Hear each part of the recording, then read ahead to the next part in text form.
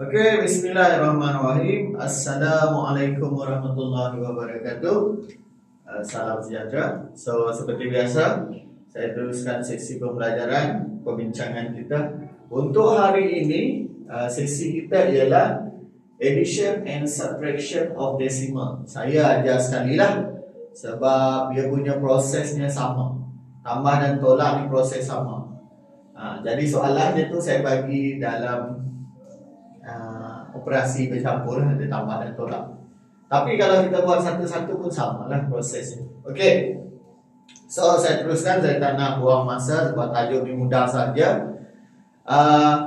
Selalu saya tekankan kepada pelajar, proses itu penting kan. Bukan saya nak tengok jawapan akhir itu saja. Jawapan akhir itu penting juga, tetapi proses tu. Biasanya jawapan akhir itu melibatkan pengiraan. Pelajar di tahap 2 ni, especially tahun 5, tahun 6, dia pengiraan tambah tolak ni dah tak ada masalah lah. Okey, cuma prosedur itu yang selalu salah. Pandai kira tapi salah susun nombor, place value berbeza-beza, yang watts diletak bersama dengan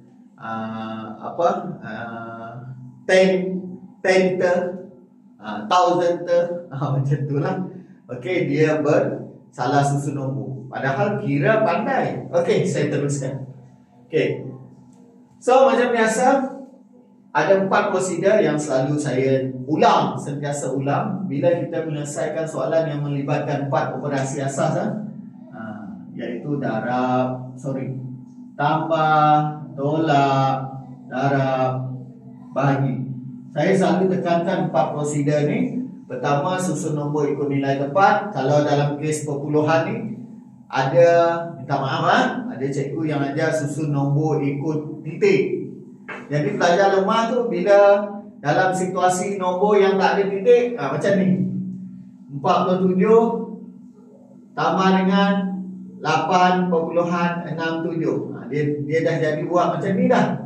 Sebab cikgu ajar susun nombor ikut titik. Ni tak ada titik.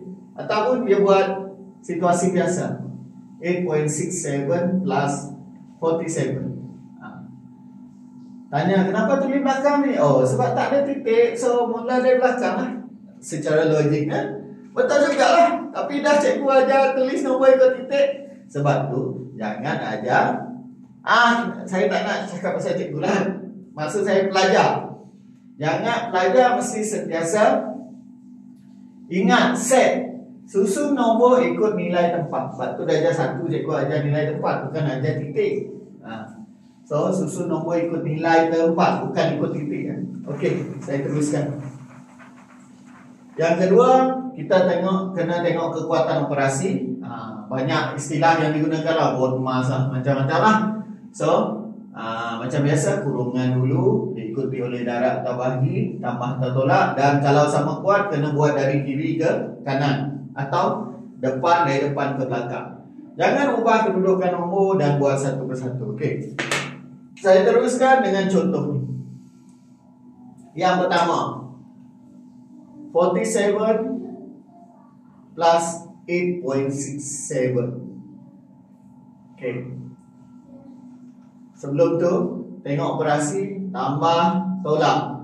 Tambah, tolak. Tambah dan tolak ni, dia dalam line ketiga, level 3. Maknanya dia sama tahap dia, sama kuat. Maknanya bila sama kuat, buat dari kiri ke kanan. Kiri ke kanan. Kiri pergi kanan. Atau dari depan ke belakang. Maknanya kita kena buat ni dulu. 47 plus 8.67. 47. Ingat 7 ini dia punya place value dia ialah ones. Yang 4 ni place value nya ialah tens. Okay, kita tengok 8.67. 8 ni place value nya ialah ones. So dia letak sebaris dengan ones. 0.6 ni ialah 10 per 10. 7 ni ialah 100. Okey, saya faham ni. Maka susunan nombornya sepatutnya macam ini. Ones dengan ones. 10 tak ada. 10 tak ada. 7 tak ada. Okey. Sepatutnya susunan nombor macam tu. Okey. Boleh tak buat 8.67 plus 47 macam ni? Kita akan cenderung kalau nombor banyak tu kita biasa nak buat di sebelah atas. Boleh, tak ada masalah. Tetapi kalau saya pelajar saya tidak galakkan. Sebab tu saya letak di sini jangan ubah kedudukan nombor. Ada sebabnya. Sebab bila awak memutar-mutar nombor ni, dia sepatutnya pergi dengan dia punya operasi. Nanti di sekolah menengah awak akan belajar. Okey, operasi depan ini bila awak menggerakkan dia ke depan, maka operasi di depannya pun bergerak bersama dia. Sebab tu saya tak galakkan. Kalau 47 di depan, 47 lah di atas ni. Kemudian 8.67. Okey, kecuali awak dah mahir lah. Itu lain cerita. Untuk tahun di sekolah rendah ni, sebab tu salah satu prosedur saya ialah jangan ubah kedudukan nombor. 47 di sini 47. Lepas tu plus 8.67. 8.67. Okey. Dicadangkan untuk adik-adik yang agak lemah, letaklah sifar di tempat yang tak ada nombor. Macam tu. So tambah sajalah macam biasa. Ni prosedur ni yang penting tadi.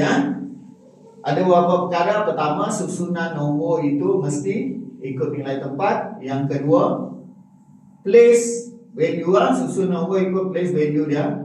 Yang kedua, jangan ubah kedudukan nombor. 47 dia di permulaan dia 47 lah. Kemudian 8.67. Okey, just tambah saja. 0 plus 7, 7, 0 plus 6, 6. Decimal point. 7 plus 8, 15. 1 plus 4, okey, tutup.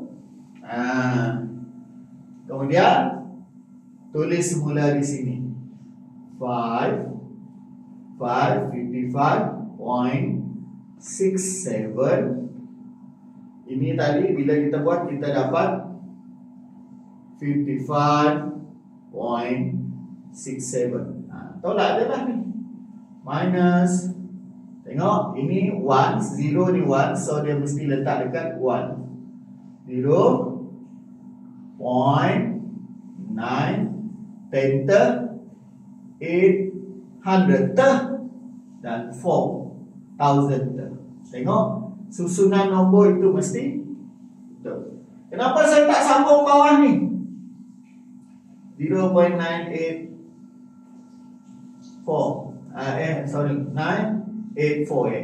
Apa saya tak sambung bawah ni? Ini pun sama, saya tidak saja, saya tak galakkan. Lepas tu, salah satu lagi prosedur saya yang buat satu persatu. Okey, ada isu lah dari segi pemakahan, dari segi pengiraan dan sebagainya. Okey, sebab tu saya nak belajar buat satu persatu.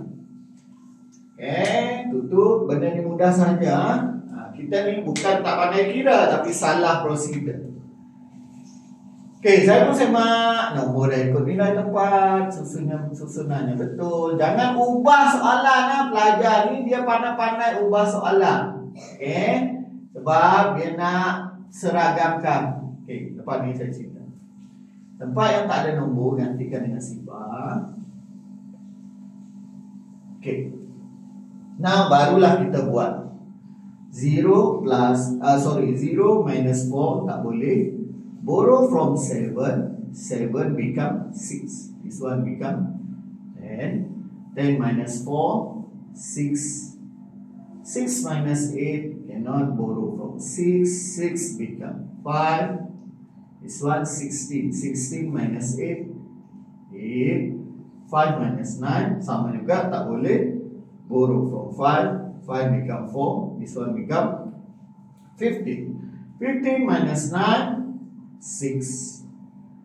Decimal point. 4 minus 0, 4. 5 minus 0, 5. So inilah jawapan dia. Okey, buat satu persatu. Apa kelebihannya? Satu, kalau kita nak semak senang. Kita boleh terus detect di mana kesalahan kita. Kalau benda banyak-banyak pening kita tengok. Okey. Kalau kita rasa ada salah sini, let's say 0 plus 7, awak letak 6, terus nampak. Oh, di sini salahnya, maka terus betulkan macam tu. Kalau banyak-banyak tu susah. Okay? Awak bayangkan yang ini berterabur di sini, diconteng di sini. Sebab kalau kita buat sekaligus kan kita letak tolak di bawah ni, maka berteraburlah sini, awak nak semak tu susah. Pertama. Kedua, orang yang menyemak kerja awak ni senang. Contoh awak dalam ujian, dia pun tengok, oh, satu persatu. Macam tu, itu kelebihannya. Mungkin tak ada markah di sini, tapi ada markah di sini. Kan, amal biasa dulu ada follow through dan sebagainya. Okay, macam tu. Okay, ada beberapa kesalahan pelajar yang biasa dibuat. Satu, salah susun nombor. Salah tambah ni jarang. Ramai orang pandai tambah, pandai tolak, tak ada masalah. Yang biasanya salah ada salah susun nombor, kedudukan nombor tu salah. Macam tadi lah, macam ni dia tulis 8.67 plus 47. Ni salah kedudukan nombor. Okey. Yang kedua, awak tahu apa biasa pelajar buat? Kalau latihan yang saya jumpa, dia nak sesuaikan, dia ubah. Contoh macam ni. Kita tengok yang ni ya.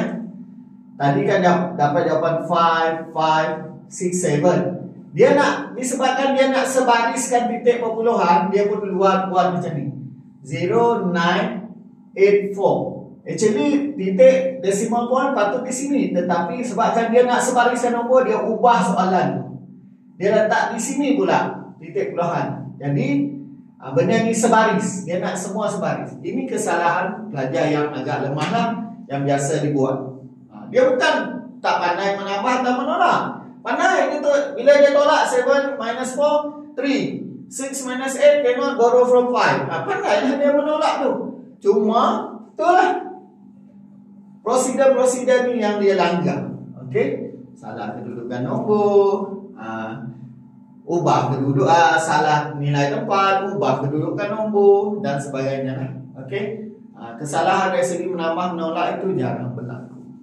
Okey, so benda ni mudah, senang saja. Saya harap dapat manfaat walaupun pendek. Teliti dengan perkara-perkara proses dia tu. Jangan sibuk dengan jawapan akhir saja.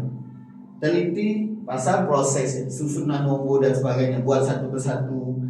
Jangan ubah kedudukan nombor, tengok kekuatan operasi dan sebagainya. Okey, rasanya itu saja untuk hari ini. InsyaAllah kita jumpa lagi. Latihan saya akan sertakan selepas ini. Sekian, Assalamualaikum warahmatullahi wabarakatuh.